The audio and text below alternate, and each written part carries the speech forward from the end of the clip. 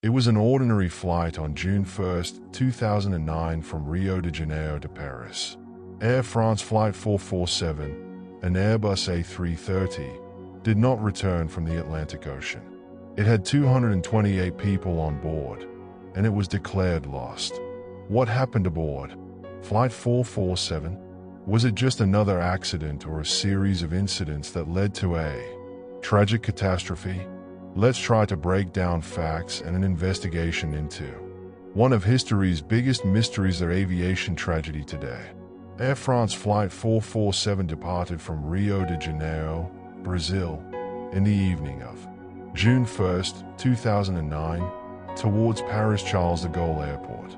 The trip was to be an uneventful routine on an Airbus A330 model that had come to gain its reputation to be reliable in all weather conditions. On board the aircraft were 216 passengers and 12 crew members.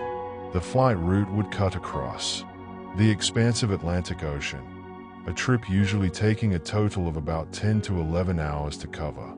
At this time, approximately 4 hours into the flight, the plane entered a notorious section of the Atlantic with changing patterns of weather. The section is known as the Intertropical Convergence Zone, or ITCZ. Here, warm air masses from both the northern and southern hemispheres come together to form thunderstorms. Therefore, Flight 447 was just moving into this zone of opposing winds. The weather that followed would have something that no pilot would ever anticipate the systems of that airplane to behave in that manner. At 2:10 a.m. Universal Time Coordinated, as the aircraft entered the stormy area, something unusual happened. The speed sensors of the aircraft, known as pitot tubes, got blocked by ice crystals in the air. The pitot tubes measure the aircraft's airspeed, which is essential for the flight's safe operation.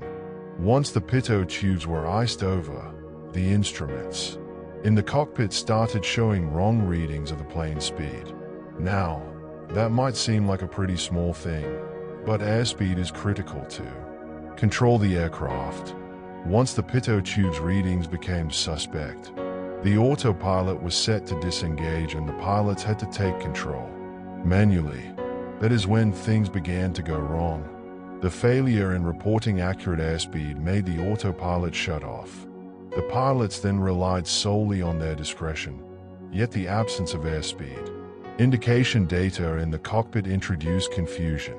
In such bad weather, the plane gradually started stalling since it continued in an angle of attack above the critical level at which a wing meets airflow, creating drag and losing lift.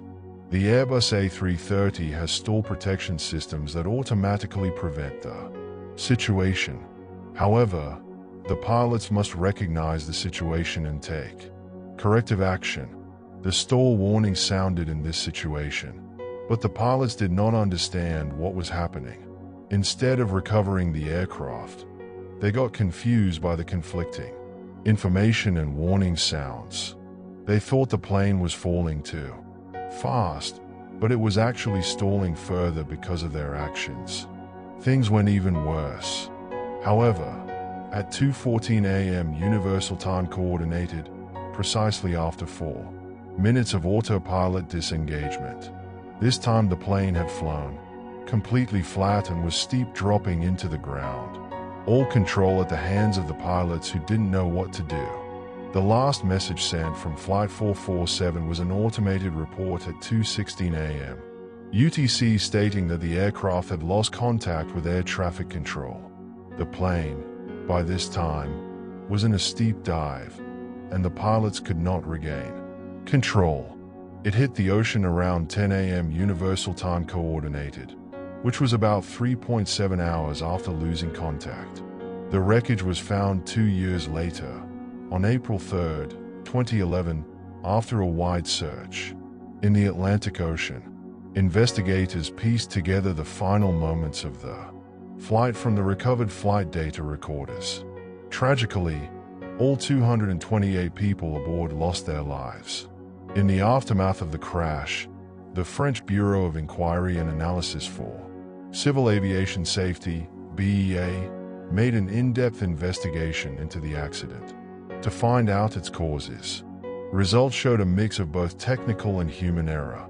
The first was the malfunctioning pitot tubes, which were not heated enough to prevent the formation of ice.